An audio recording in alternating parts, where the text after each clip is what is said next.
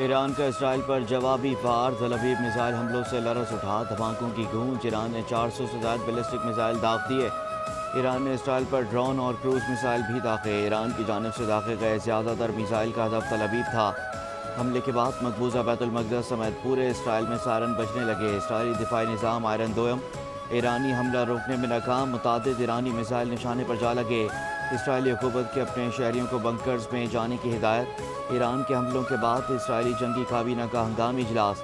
امریکی صدر Joe Biden نے قومی سلامتی ٹیم کا اجلاس بلا لیا۔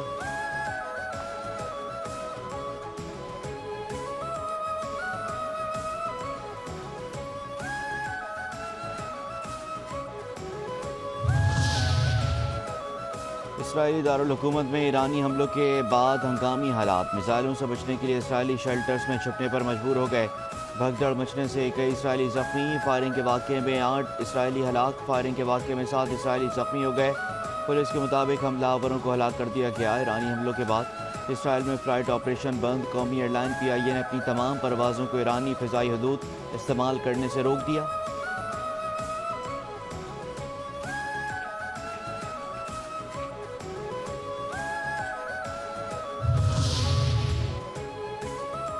اسرائیل پر حملہ اسماعیل ہنیہ اور حسن نصر اللہ کی شہادت کا بدلہ ہے۔ اسرائیل نے جوابی کارروائی کی تو دوبارہ نشانہ بنایا جائے گا۔ ایرانی پاسداران انقلاب نے اسرائیل کو خبردار کر دیا۔ اقوام متحدہ میں ایرانی مشن نے کہا اسرائیل کو ایرانی خود مختاری کی خلاف ورزی کا جواب دیا گیا۔ اسرائیل نے جوابی کارروائی کی تو یہ نہ سمجھے کہ میزائل حملہ ختم ہو گیا۔ صہیونی حکومت کی دہشت گردانہ کارروائیوں کے خلاف ایران نے کارروائی کی ہے۔ ایرانی شہریوں اور مفادات کو نشانہ بنانے پر اسرائیل کو جواب دیا ہے۔ حکام کے مطابق اسرائیل پر حملے سے روس کو آگاہ کر دیا گیا تھا۔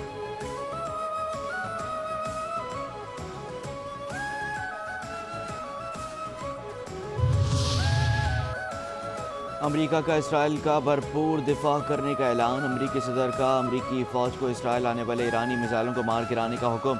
جو بائیڈن نے کہا امریکہ اسرائیل کی مدد کے لیے تیار ہے تاکہ وہ ایران سے ہونے والے حملوں سے اپنا دفاع کرے۔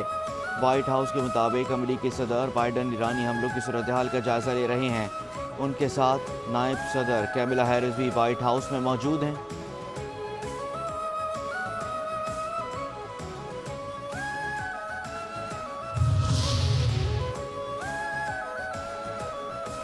جنگ نہیں چاہتے لیکن کسی بھی خطرے کا سختی سے جواب دیں گے۔ ایرانی صدر مسعود پزشکیان کہتے ہیں ایران نے صرف اسرائیلی حکومت کی جارحیت کا فیصلہ کن جواب دیا۔ یہ ہماری طاقت کا صرف ایک حصہ تھا۔ یہ اقدام ایران کے مفادات اور شہریوں کے دفاع میں تھا۔ ایران کسی بھی خطرے کے خلاف مضبوطی سے کھڑا ہے۔ اسرائیل ہمارے تنازعات میں نہ الجھے ورنہ ایسے ہی جواب دیں گے۔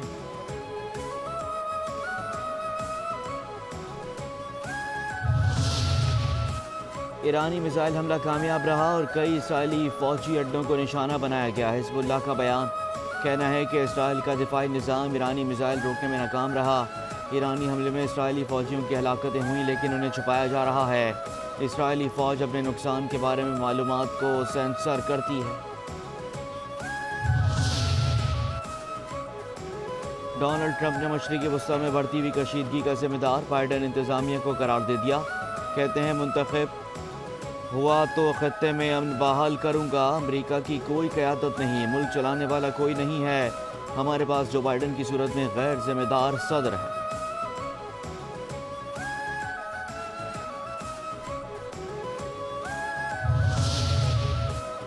ایران کے اسرائیل پر میزائل حملوں کے بعد غزہ اور لبنان میں جشن۔ اسرائیل پر میزائل حملوں کے بعد لبنان کے دارالحکومت بیروت میں آتش بازی بھی کی گئی۔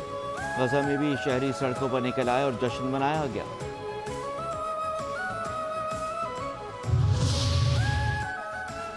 سپریم کورٹ میں آرٹیکل 63 نظر ثانی اپیلوں پر سماعت جاری۔ چیف جسٹس قاضی فائز عیسیٰ کی سربراہی میں 5 رکنی لارجر بینچ سماعت کر رہا ہے۔ جسٹس امین الدین خان، جسٹس جمال خان بندوخیل، جسٹس نعیم اختر افغان اور جسٹس مظہر عالم میاں خیل بینچ کا حصہ ہیں۔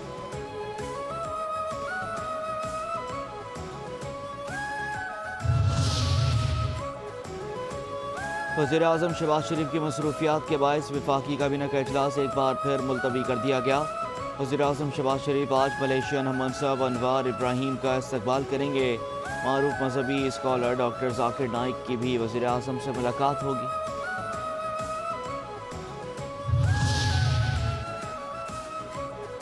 الیکشن کمیشن نے ہمیں دیوار سے لگایا ہوا ہے. ہم نے انٹرا پارٹی الیکشن احسن طریقے سے کرائے. آج انٹرا پارٹی کیس کی سماعت مقرر تھی. الیکشن کمیشن ہمیں ریکارڈ فراہم کرے. Chairman P T I barrister Gohar کی میڈیا سے گفتگو. کہتے ہیں کہ انٹرا پارٹی الیکشن کا پورا ریکارڈ ہمارے پاس موجود ہے. ایف آئی اے پی ٹی آئی کے سینٹرل آفس سے تمام ریکارڈ لے گئے. الیکشن کمیشن سے درخواست کی کہ ریکارڈ کی فوٹو کاپی ہمیں دے دیں. الیکشن کمیشن نے کہا کسی اور عدالت جا کر دستاویزات لے لیں.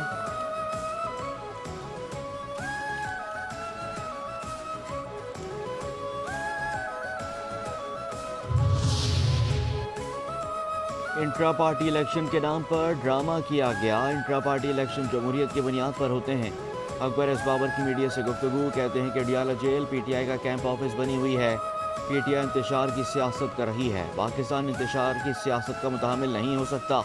بیرسٹر گوہر پی ٹی آئی کے خود ساختہ چیئرمین ہیں. پی ٹی آئی میں اقتدار کی رسہ کشی چل رہی ہے. اسلام آباد میں جلسوں میں پابندی ہونی چاہیے. ریاست کی عملداری کا قیام حکومت کی ذمہ داری ہے.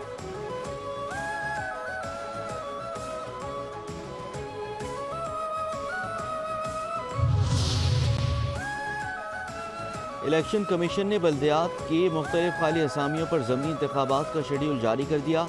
صوبے میں 77 مختلف کیٹیگریز کے بلدیاتی نشستوں پر ضمنی انتخاب ہوگا. کراچی میں مجموعی طور پر 10 بلدیاتی نشستوں پر ضمنی انتخاب ہوگا. کراچی میں 4 چیئرمینز، 2 وائس چیئرمینز اور 4 وارڈ کونسلرز کے نشستوں پر ضمنی انتخاب ہوگا.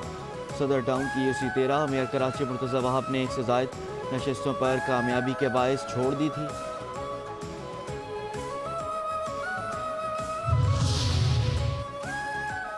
بلوچستان کے علاقے ہرنائی میں دہشت گردوں کے خلاف سیکیورٹی فورسز کا کامیاب آپریشن. خفیہ اطلاعات کی بنیاد پر کیے گئے آپریشن میں BLA کے 6 اہم دہشت گرد جہنم واصل. ذرائع کے مطابق سیکیورٹی فورسز نے 12 ستمبر 2024 کو BLA کے ٹھکانوں پر انٹیلیجنس بنیادوں پر کامیابی سے جوائنٹ آپریشن کیا. تمام ہلاک دہشت گرد سیکیورٹی فورسز اور معصوم لوگوں پر براہ راست حملوں میں ملوث تھے.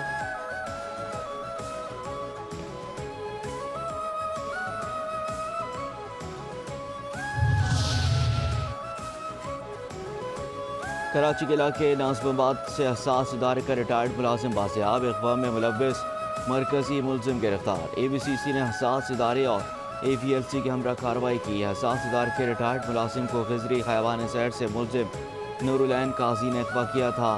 اہل خانہ سے 20 کروڑ روپے تاوان اور سونے کے بسکٹ تاوان میں مانگے گئے تھے. کارروائی مقدمہ درج ہونے کے بعد کی گئی.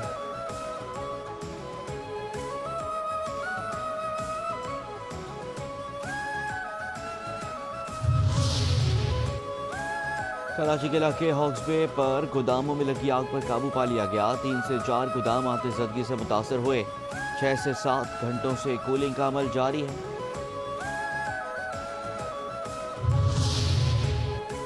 کراچی سے 4 ملکوں میں منشیات کی بھاری مقدار اسمگلنگ کرنے کی کوشش ناکام. اینٹی نارکوٹکس فورس نے مٹھائی کے ٹین میں مہارت سے چھپائی گئی ہیروئن اور آئس پکڑ لی ہے. Consignment Birmingham, Colombo, New Zealand اور ہانگ کانگ بھیجی جانی تھی.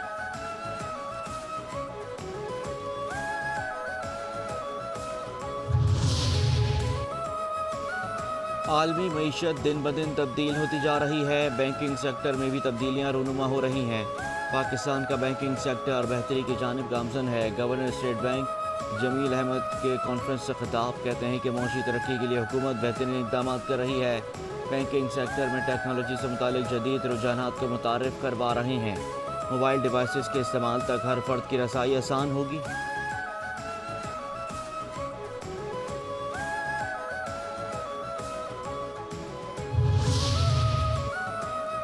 ممتاز مذہبی اسکالر ڈاکٹر ذاکر نائک کی مولانا فضل الرحمان سے ملاقات. مولانا فضل الرحمان نے ڈاکٹر ذاکر نائک کی کاوشوں کو سراہتے ہوئے کہا آپ نے ہمارے گھر آ کر ہمیں گھر کو رونق بخشی ہے. امت مسلمہ کو متحد ہونے اور ایک دوسرے کے ساتھ مل کر چلنے کی ضرورت ہے. ڈاکٹر ذاکر نائک نے سربراہ JUI کے اقتداء میں نماز مغرب بھی ادا کی.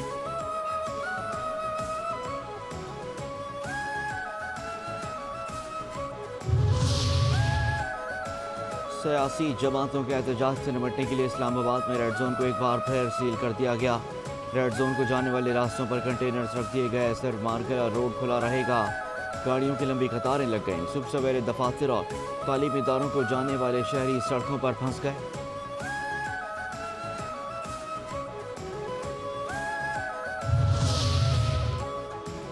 سندھ ہائی کورٹ میں 2.5 سال سے لاپتہ شیرخوار بچے اور ماں سمیت 15 سے زائد لاپتہ افراد کی بازیابی سے متعلق درخواست کی سماعت ہوئی۔ سرکاری وکیل نے دلائل دیے کہ جبری گمشدگی افراد کے اہل خانہ کی مالی معاونت کی گئی۔ سائٹ 1 کے علاقے سے لاپتہ شہری نور زمان از خود لاپتہ ہوا، اہل خانہ کی مالی معاونت بھی کر دی گئی ہے۔ عدالت نے استفسار کیا کہ اگر شہری از خود لاپتہ ہوا ہے تو اس کے اہل خانہ کی مالی معاونت کیوں کی گئی؟ آئندہ سماعت پر ہوم سیکرٹری سے جواب طلب۔ دیگر شہریوں کی بازیابی سے متعلق GITs اور صوبائی ٹاسک فورسز اجلاس کرنے کی ہدایت۔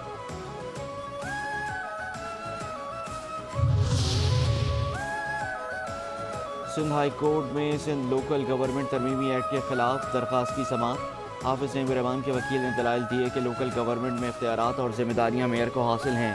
لوکل گورنمنٹ کے اختیارات کسی غیر منتخب فرد کو نہیں دیے جا سکتے۔ غیر منتخب شخص مشیر بن سکتا ہے مگر وزیر اعظم نہیں۔ عدالت نے ریمارکس دیے کہ میئر کی موجودگی میں ڈپٹی میئر کو اختیارات حاصل ہوتے ہیں، وزیر بھی تو ایگزیکٹو اختیارات استعمال کرتے ہیں، ڈپٹی وزیر اعظم بھی غیر منتخب ہوتا ہے۔ عدالت نے استفسار کیا کہ کیا کسی الیکٹڈ ممبر نے میئر کے انتخاب کے خلاف عدالت سے رجوع کیا ہے؟ اگر قومی اسمبلی اور صوبائی اسمبلی میں غیر منتخب فرد کی گنجائش ہے تو لوکل گورنمنٹ میں کیوں نہیں ہے؟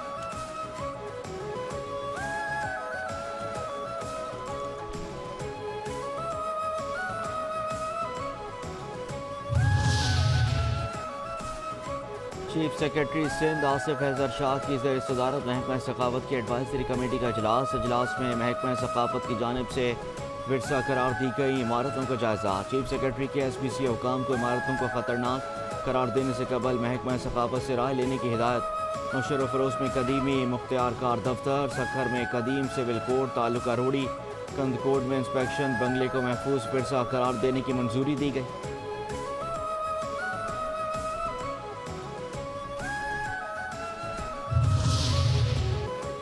پاکستان اسٹاک ایکسچینج میں کاروبار کے دوران مندی کا رجحان، 100 انڈیکس میں 17 سے زائد پوائنٹس کی کمی، 81,787 پوائنٹس پر کاروبار جاری۔ 201 کمپنیوں کے حصص میں اضافہ، 152 کے حصص میں کمی اور 19 کمپنیوں کے حصص میں استحکام رہا۔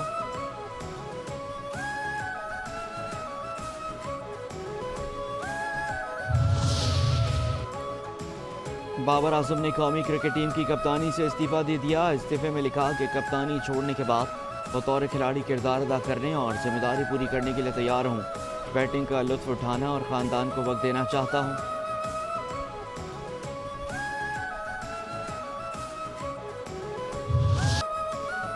اداکار، میزبان، مزاح نگار، ہدایت کار، مصنف، فلم اسٹار، گلوکار، اسٹیج کے شہنشاہ، مشہور ڈرامے بکرا قسطوں پہ کے تخلیق کار لیجنڈ عمر شریف کی آج تیسری برسی ہے۔ 1969 میں 14 سال کی عمر میں عمر شریف نے بطور اسٹیج پرفارمر اپنے فنی سفر کا آغاز کیا۔ امیتابھ بچن، گووندا، اکشے کمار، پریم چوپڑا، چنکی پانڈے، کپل شرما سمیت برصغیر کے درجنوں فنکاروں نے عمر شریف کے انداز سے کامیڈی کو کاپی کیا۔ بھارتی فلم کا مشہور گانا منی بدنام ہوئی عمر شریف کے مزاحیہ قوالی لڑکا بدنام ہوا کی کاپی تھا۔